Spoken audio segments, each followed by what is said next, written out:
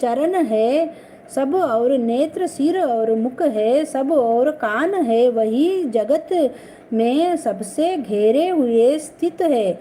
वह सब इंद्रियों के गुणों का प्रकाश है, पर उनके कोई इंद्री नहीं है, जिनको किसी से आसक्ति नहीं है, पर जो सबका आधार है, जो स्वयं निर्गुण होने पर भी गुणों का भोगता है, जो सब भूतों के बाहर भीतर है, जो भी चर और अचर है, जो अत्यंत सूक्ष्म होने के कारण जाना नहीं जाता, जो दूर भी है और निकट भी है, जिनके विभाग नहीं होते, पर जो भिन्न भिन्न भागों में विभक्त रहता है।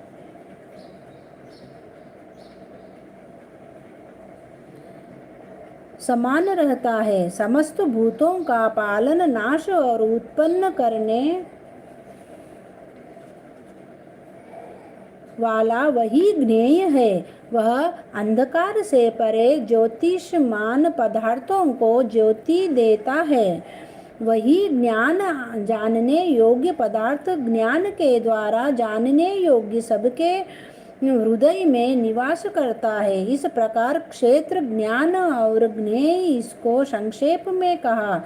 इसे जानकर मेरा भक्त मेरे पद के योग्य होता है। प्रकृति और पुरुष दोनों ही अनादि है। विकारों और गुणों की उत्पत्ति प्रकृति से हुई है। कार्य और कारण को प्रकृति उत्पन्न करती है। पुरुष तो सुख और दुख का भोगता है। प्रकृति में पुरुष रहता है, प्रकृति के गुणों का उपभोग रहता है। तदनुसार उत्तम तथा अधम योनि से जन्म लेता है। इस देह में उसे उपवृष्टा, अनुमंता, भर्ता, भोक्ता, महेश्वर, परमात्मा और परम पुरुष कहते हैं। इस प्रकार के गुणों के साथ प्रकृति और पुरुष को जो जानता है, उसका रहन सहन चाहे जैसा हो, पुनः जन्म नहीं होता। कोई ध्यान से, कोई सांख्य योग से और कोई कर्म योग के द्वारा अपने को आत्मा में देखते हैं, परंतु कोई तो इस प्रकार से न जानते हुए भी दूसरों से सुनकर ध्यान करते हैं, और श्रद्धा से सुनकर वे भी मृत्यु के पार चले जाते हैं। हे अर्जुन, स्थावर या जंगम सब प्राणी क्षेत्र और क्षेत्रज्ञ के संयोग से ही होते हैं। परमेश्वर सब भूतों में समान रूप से ही है। भूतों के नष्ट होने पर भी उनका नाश नहीं होता। इस भांति जो देखता है वही देवता है।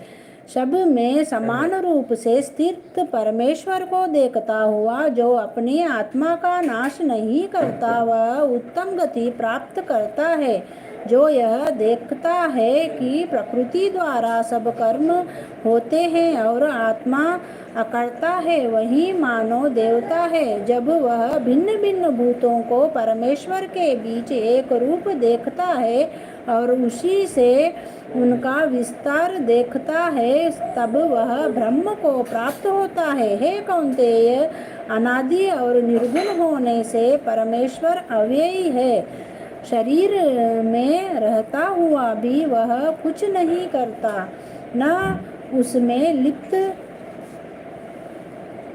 होता है। जैसे आकाश सर्वत्र व्याप्त होने पर भी किसी से मिलता नहीं, उसी भांति देह में सर्वत्र व्याप्त यह आत्मा भी इसमें लिप्त नहीं होता है। अर्जुन, जैसे एक ही सूर्य सारे लोकों को प्रकाशवान करता है, वैसे ही क्षेमज्ञ समस्त क्षेम को प्रकाशित करता है। जो लोग ज्ञान दृष्टि से क्षेत्रज्ञ का भेद तथा भूतों की प्रकृति देख कर मोक्ष का उपाय जान लेते हैं, वे परम पद को पा लेते हैं।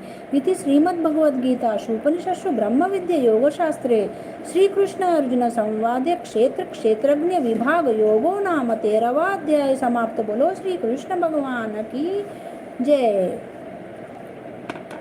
जय श्री कृष्ण।